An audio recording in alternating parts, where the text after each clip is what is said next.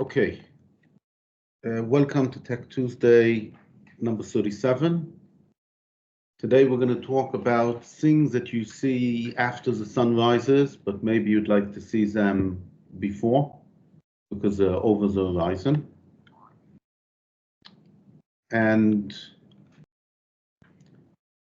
before we start,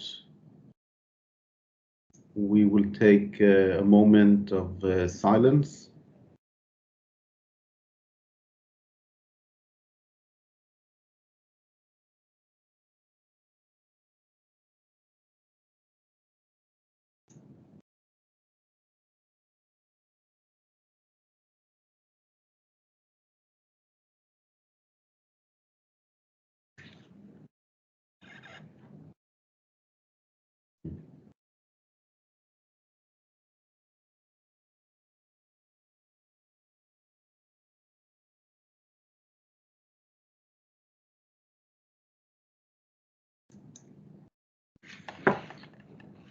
So one thing we know is that tomorrow the sun is going to rise. And the same level, we also know that IP is supposed to protect, and I'm putting it in quote marks because IP does lots of stuff, the future, not the present. Now, we've given a previous talk about predicting, but I want to zoom in on a particular issue. You know, as the sun rises, things that were in the dark suddenly become visible. And some of those are actually rather predictable. And I've coined this term horizon IP. It's when we file IP, usually patents, but not only, on things that are right now behind the horizon, so we can't see them, but we have good reason to believe that very soon they won't be beyond the horizon. And of course, the horizon is always moving because we live in an age where things change every day. And there's more than one horizon,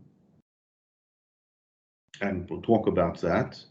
And there's always a question that people are asking, am I filing too soon or am I filing too late? And we'll talk about that as well. So instead of just giving definitions, let me give some examples. First of all, if it's done right, it's very difficult to separate this couple, this married pair of insightful R&D and insightful patenting. Insightful R&D is when you do R&D based on what's going to arrive later. Insightful patenting is when you write patents about what's going to happen later. And in fact, in most startup companies, all of the IP is horizon and some of it is beyond that. Just-in-time engineering, I don't know if you're familiar with that term. Basically, it means that you don't have all the pieces for your product, but your engineering strategy is that as you get closer to the launch date, all of the pieces will become available. So here's an example, Apple. Apple do it a lot. So Apple products always use solid, reliable engineering. But here's an example, Gorilla Glass. Today went version, I don't know, 4, 5, 6, whatever. When Steve Jobs showed his iPhone at the beginning of 2007, he used plastic. And he told, I think it was Corning, that he needs Gorilla Glass or something like it so it won't get scratched. And Gorilla Glass was already in the first iPhone in June 2007, but it was only officially launched in 2008. Another example that I've talked about on IP Safari is error correcting predictive keyboard. Okay, in the Apples, there's error correcting when you type, it's a very small screen and some of us have big fingers. And again, the solution didn't exist before they started designing the iPhone. It only appeared relatively close to the end. So this is insightful R&D. NVIDIA. We're all familiar with NVIDIA, one of the most valuable companies in the world. When I checked, it was number 3. Somebody on the internet generated this graph. You can follow the link. And I want you to notice the green is how many patents were granted. We don't care about that. We care about the publication dates. And you notice that they have peaks. So first of all, look, NVIDIA was kind of flat. And then here they start growing. And over here in 2014, they have a peak. And here since 2018, again, I can't call it a peak, they're just growing and growing. So let's talk numbers. CUDA, which is a library for controlling NVIDIA processors, was launched in 2006. That's over here. It means that they filed these publications actually happened over here. So they filed applications, they started filing more applications, and I didn't check if they were all about CUDA, okay? Well before the launch, okay? In 2012, a very cited paper about AlexNet was published. AlexNet is a neural network powered by NVIDIA. It may not be the first of its kind, but it was the loudest of its kind. And you notice in 2012, there was a lot of noise, and look what happens with the filings. They're going up. And here we can just talk about ChatGPT. It launched over here, ChatGPT 1. And this rise over here obviously happened before that. So what we see if we look at the gross numbers of NVIDIA is that they've been filing patents based on what they're looking over the horizon and what they're planning on doing. Here's a few other examples. In 1991, a guy filed a patent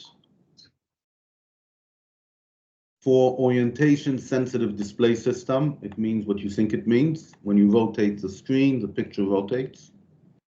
It would have expired in 2011.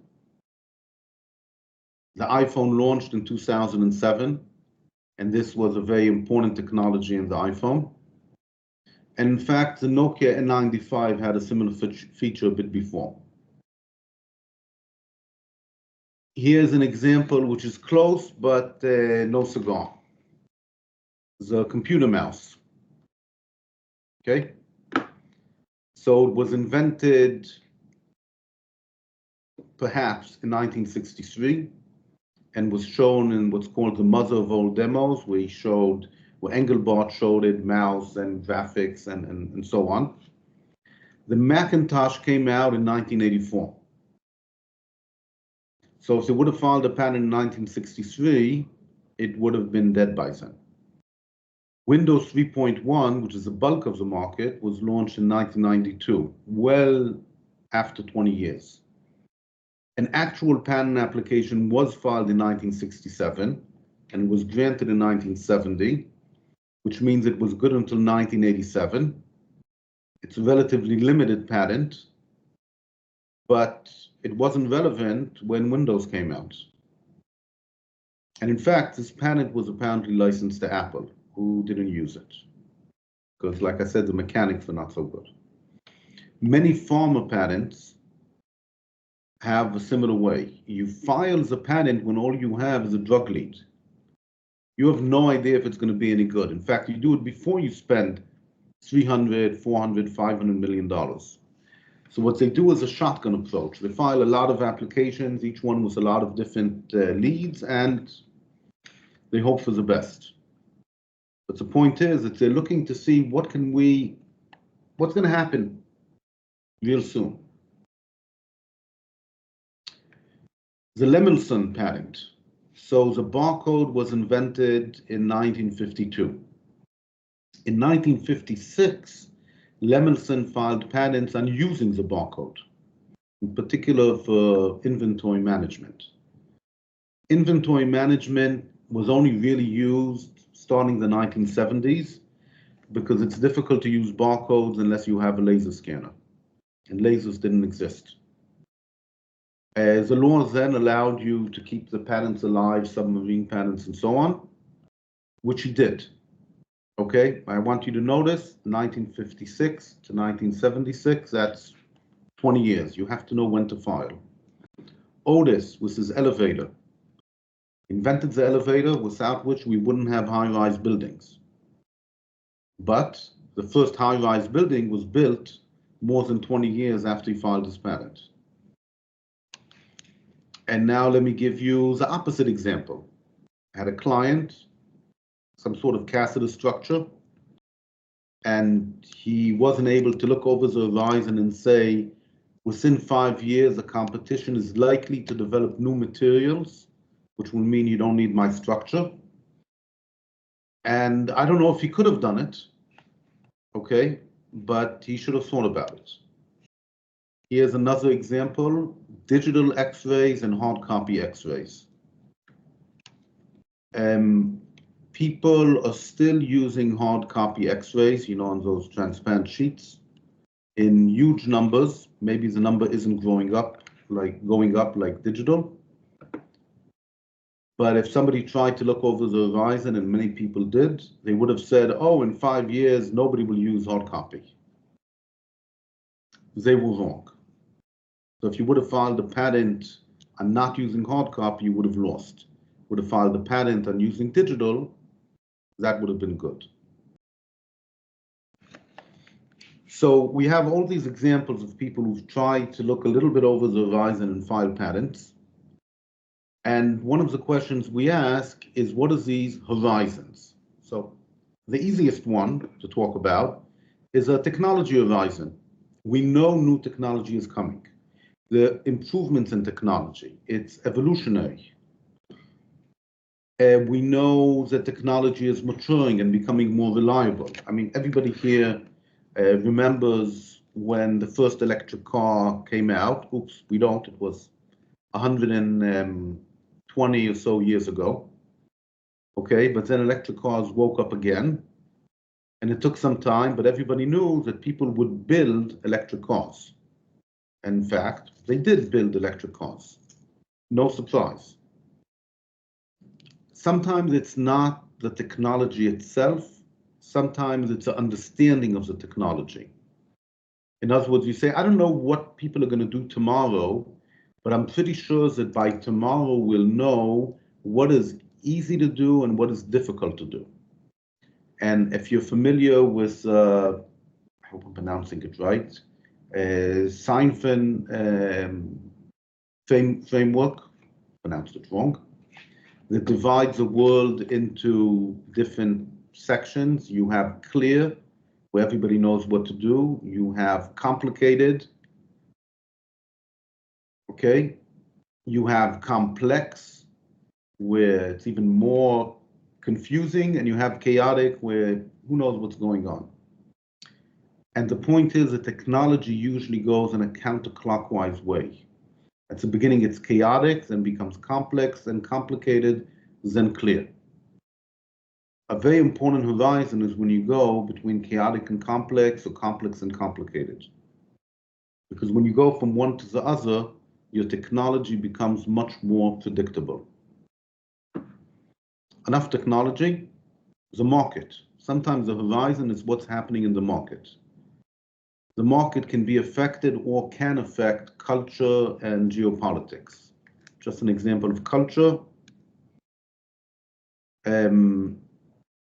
Cell phones have affected our culture. So that is culture being downstream. Market includes both supply and demand, and here's an example. Right now, the lithium shortages.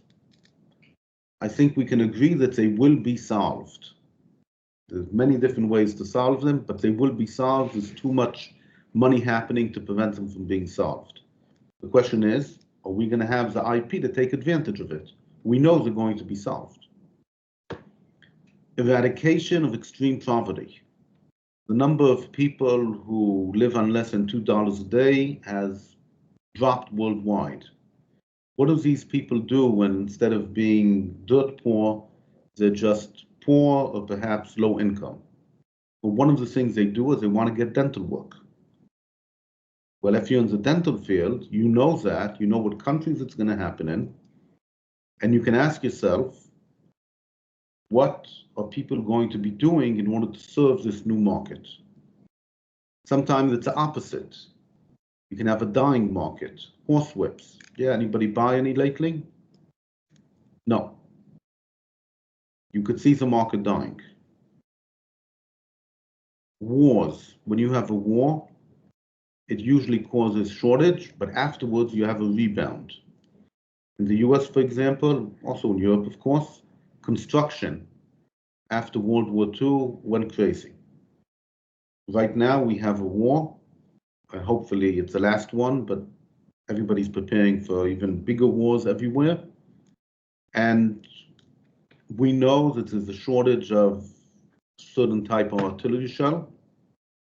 We can imagine that people are building factories to make it, and we can imagine that a factory that will be able to build them faster will make more money, and we can imagine that there's IP that you could get on the right way, the fastest way to make these artillery shells. You can file that IP, especially if you're part of the military industrial complex. The law also changes. I like the example of VisiCalc. In March 1980, the Supreme Court said, I'm going to hear arguments whether or not we give patents on software. I'm exaggerating because we used to have patents before that on software. However, at practically the same time, Bob was told software patents aren't feasible, so let's not risk $10,000. Putting aside that they should have risked the $10,000 no matter what, because VisiCalc, 1980, Excel was a killer application and would have covered a lot of Excel, maybe. So putting that aside,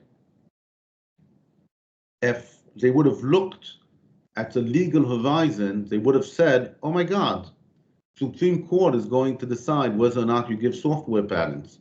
Maybe software patents are going to be feasible tomorrow and should file a patent. Here's an example where they failed. Expressed sequence tags are very short sections of DNA. It used to be that the law said that you could get a patent on them. People filed zillions of patents on ESTs. And then the law in the US was changed so you couldn't really get patents unless you did a lot of work. But if they would have succeeded, these patents would have been super valuable. And here's another case, Myriad Genetics. So you have they had patents on BRCA2, and I'm sure that they knew, based on the fact that in some countries they couldn't get them, that it's quite possible that the law in the US would change and kill their patents. Luckily, they had a business model which built up another kind of IP called data, which they used the limited time when they had a monopoly, so I've been told, in order to make sure that they had all of the data on the BRCA2 gene. And then when the BRCA2 patents were invalidated, they were still way ahead of everybody else because they had a different type of monopoly, not a patent monopoly, but a data monopoly. Another type of horizon is not yours, but the competitors. Okay, first of all, when dawn will rise, the competitors, even if they're sitting like cows here and chewing the cud, they're going to wake up. They will get money. They will suddenly have a need. There's a very particular type of horizon, which is a patent cliff. That's when the main patent blocking a field expires of old age. So people are aware of it, but they don't think about it until, just a few years before. You can think about it sooner. A few more types of horizons to think about. Manufacturability.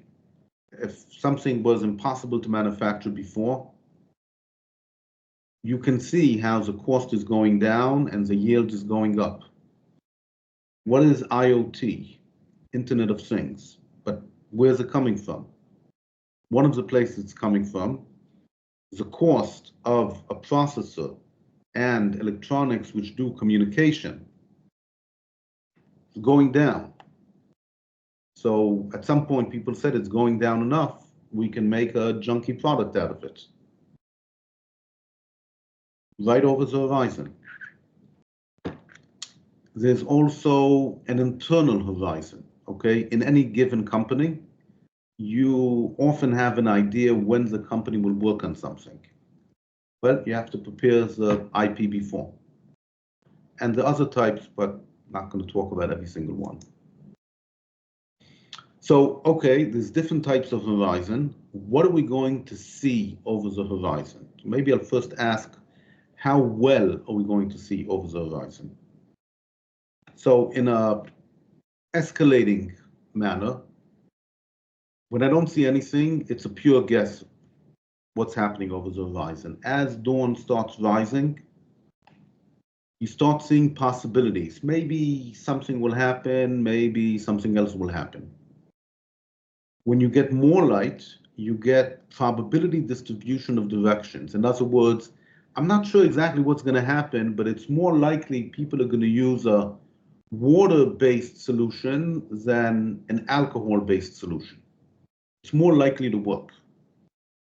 When you go further on, you can even attach numbers. It's, 50% possibilities that will work and only 10% on that. Then after dawn rises, you still have a lot of mist, and then suddenly you can see clearly. And you can see clearly usually because you have hindsight and all of your competitors already have granted patents and you're infringing. That's why we want to be here. Now, this one is not in order, but there's all sorts of different things we can see over the horizon. The best is numbers. Sometimes it's ideas. What will a future market look like? What will a future technology? Sometimes it's problems. You might have heard that, I forget who said it, predicting cars was easy. Predicting traffic jams, that's interesting. Now, traffic jams are an example of what's called a ripple effect, where cars cause people to build things in a way that you need cars to get to them, and then when the cars come into town, they cause traffic jams. I'm pointing out one of the things you see over the horizon is a complete map of where things are going, because one of the problems you have is that when you file a patent, we'll talk about it shortly, you're actually giving other people a map. And the map can include problems, opportunities, dead ends, and cliffs where things go to die. Now, I want to emphasize that the type of dawns that I'm talking about is different types. One is a disruptive change.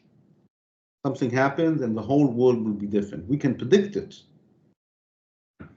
okay? But the whole world is going to change. But even if it doesn't, sometimes when the price dips below a certain number, it can cause destabilization of a competition. Okay, we're familiar with services we buy and the price keeps on going down, and the competitor suddenly comes in with a price that nobody's willing to buy. We're using Teams now. It's a lower price than Zoom. How did that happen? So there's a continuing dawn. Things are just going on. Okay, so think about it as small steps. Every day the price goes down by 5%. When should you say a new dawn is coming? And if you don't say, you're not going to get anywhere. But luckily for us, dawn is usually uneven, which means that something are clearer than others.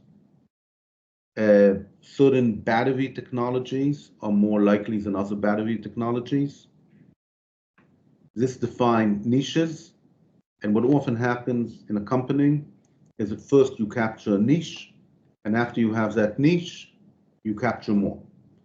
So instead of asking when will the entire future be lit up, you can ask when will I see enough for a particular niche. And sometimes the niche tells the business what to do. Sometimes the business says what the niche should be. Now, why am I saying this? I gave you examples, and you saw that in a lot of the examples, it took perhaps 10 years from when people made the invention or filed the patent until the patent actually had value. I'm being nice, some of the examples were 20 years. And not everything happens at the same time, but in order to make money, you probably need all of them to happen. So I'm not talking about suddenly we have dawn and we didn't know about it. But if you have a problem like climate change, and a lot of money is being thrown at the problem, or there's for some other reason a big need, then the probability of development, what's the probability that something will happen, goes up. But a lot of technology, maybe the less interesting kind of technology, has let's call it a steady improvement. Sometimes it's really steady, like linear and slow. Sometimes it's accelerating, and sometimes it's chaotic. So you might say, well, if it's chaotic, how can I say anything interesting? No, if it's chaotic, it gives me an advantage over people who are scared of chaos. I don't know if it'll be ready tomorrow or in 10 years. So a big player is not going to commit $100 million for tomorrow if it's only ready in 10 years. They're going to wait for somebody else to do it. A small player is definitely willing to do it.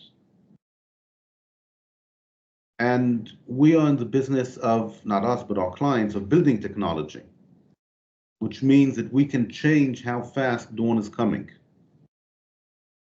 And in fact, one of the things that helps define the value of the IP and also the patentability, by the way, is how much your IP is going against the inertia in the field.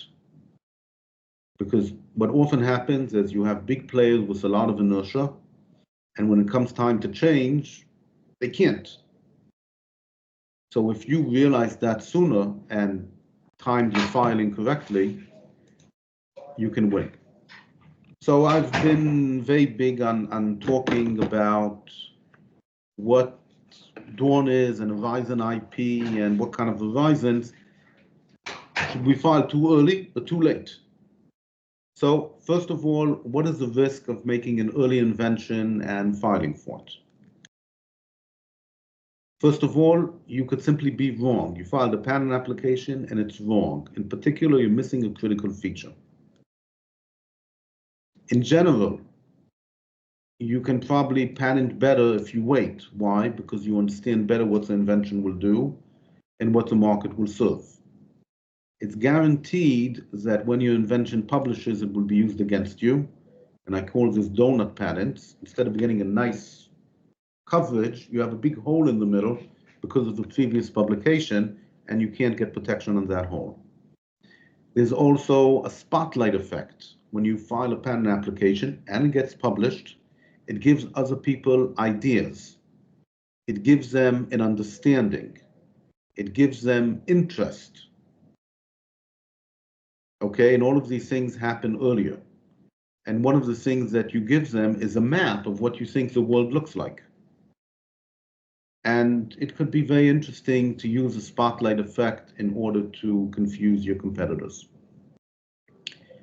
It is very difficult to be ready to file a good application because one of the things that a good application has is all sorts of consequences that are protected as well.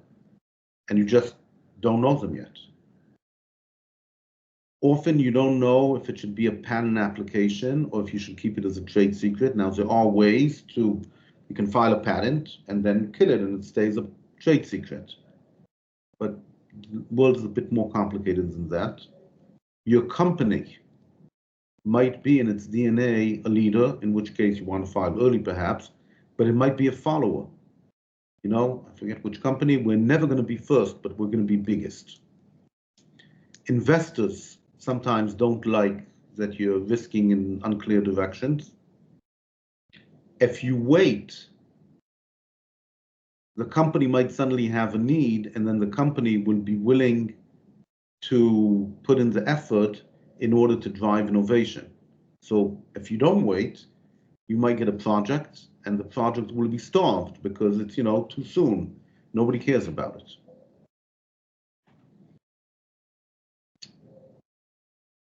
Just like you have sunset, sunrise, you also have sunset. So any of the horizons I talked about before can mean that existing IP can become meaningless. Now, sometimes, again, it's gradual, you can see it happening. And sometimes new disruptive technology can arrive, and once it arrives, the patents on the old technology are simply not interesting. We have some clients who specialize in looking at old technology, which is used to solve clinical problems. And then they simply write a patent on the right way of doing it with new technology. That's it. So if you can predict when the window is going to close, meaning that you know when your existing IP will become obsolete or when new IP might come. So one thing you should do is predict and start the R&D early in order to be ready in time. And then you get just-in-time IP, where the IP is available for your company in this window. And what does it mean, timing? You have to have the R&D done in time, you have to file in time, and you have to prosecute in order to get the right window. Now, the last one is easy because we can usually slow down and speed up. In any case, when we talk about sunset, we know what's going to happen. When you have sunset, the world is always moving, new technology suddenly becomes visible. So it goes back to filing Horizon IP. Call it Horizon IP, but you also have your own private horizon, because most of us live in a bubble. So we can't see very far. I call it the valley of habit. We do what we do, and we don't really see very far in other directions. Sometimes we intentionally ignore things, either because of inertia or avoiding cannibalization. Sometimes there's this mindset of not invented here. We are people, we're very selective. But sometimes, if you know this quote from William Gibson, the future is already here, it's just not evenly distributed. Which means it could be that you're actually living in everybody else's future, and you can actually already see over the horizon. Of course, if you yourself are creating the future, you can definitely see over the horizon. So here's all sorts of ways that you can perhaps get a better look over the horizon. So first, you should look. If you look at all the horizons, who knows what you will see? Second, you should try to get out of the bubble. If you're connected with early adopters, trendsetters, cultural artifacts like science fiction or TV, university researchers, you can see things a lot of people won't. You can also do active reconnaissance, which means you do experiments, you do market research to see what people will like. You can try out in a patent application various types of patentability and enablement theories. One of the problems with early patenting is it might not be enabled. What is not going to be enabled? Well, you can try out different things and talk about it at the patent office. Many patent offices have techniques where you can talk to them before 1 year is up. Sometimes you simply aim low. In other words, instead of saying I need the perfect device, can I see a device?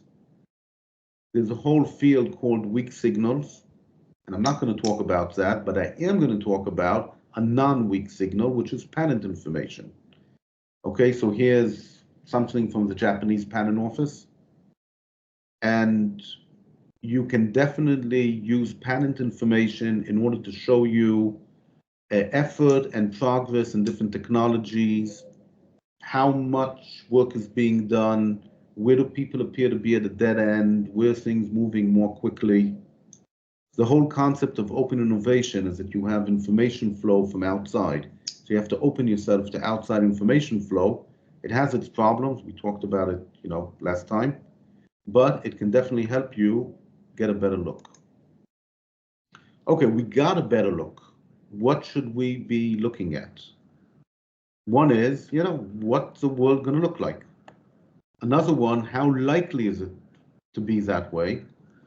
And nearly as important, how critical will it being that way be? If you're lucky, you can actually predict ripples.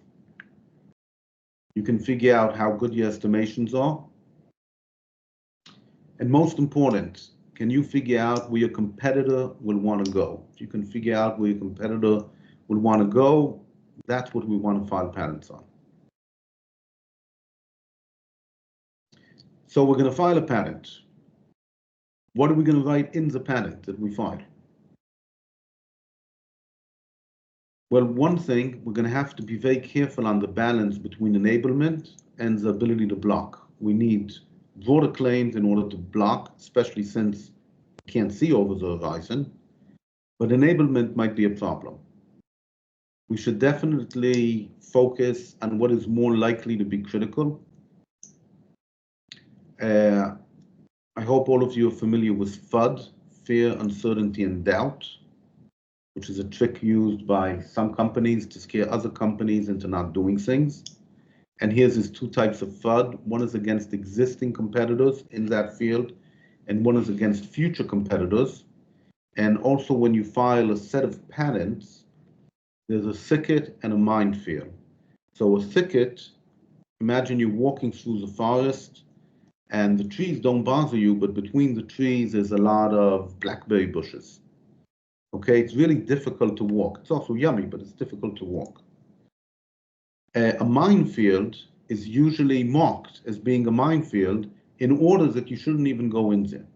So if your competitor doesn't exist yet, you want a minefield.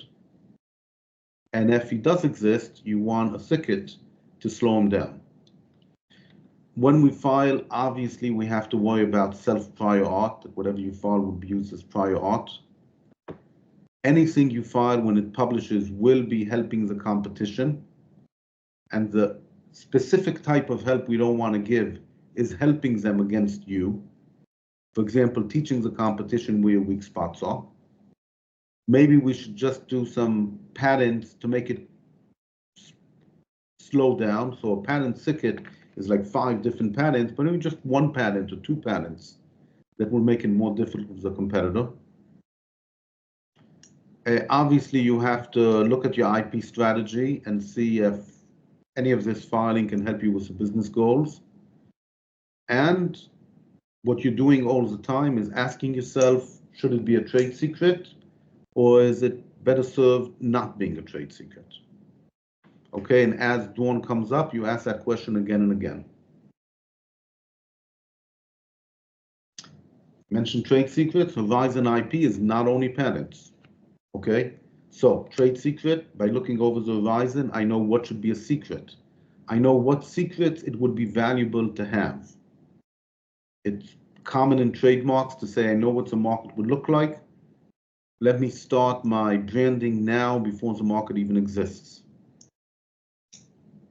Copyright, big problem. People need content in order to launch different activities.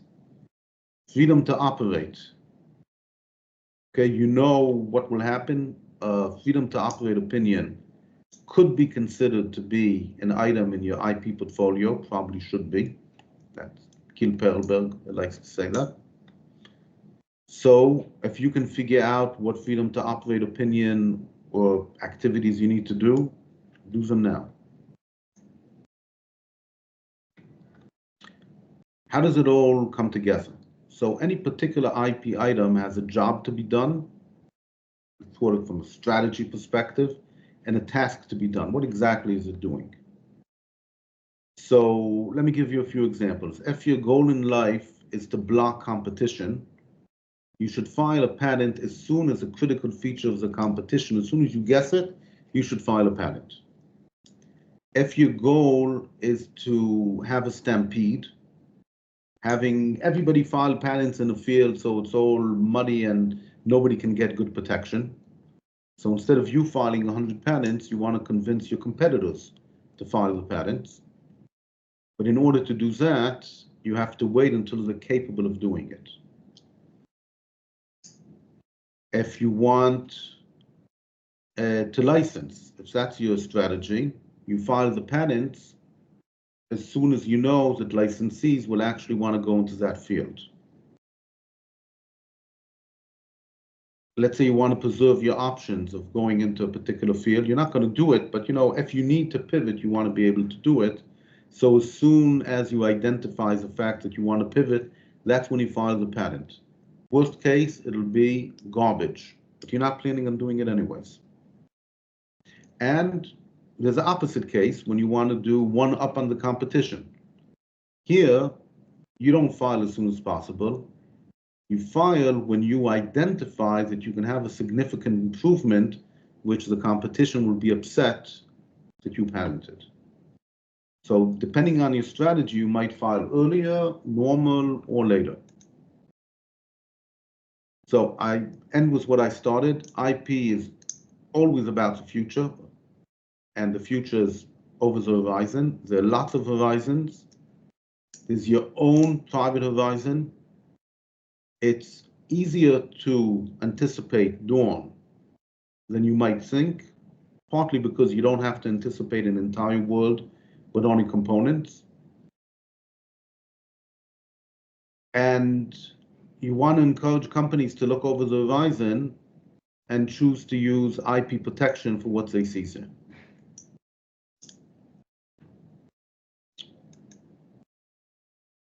To finish, I want to give you a case study to think about at home. The year is 1991. You have a client, let's say Sony, and they make displays, and displays in 1991 are CRTs. Okay, we're here.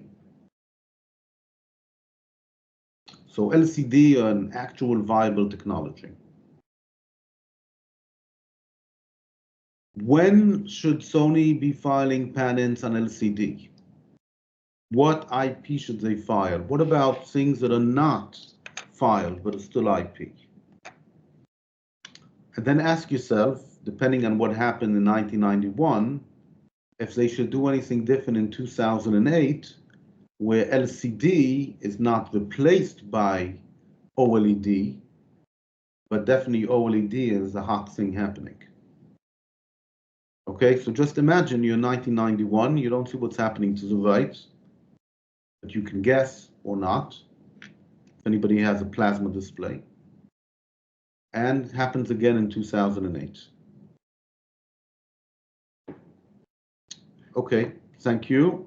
I am stopping the recording, and if anybody has questions or comments,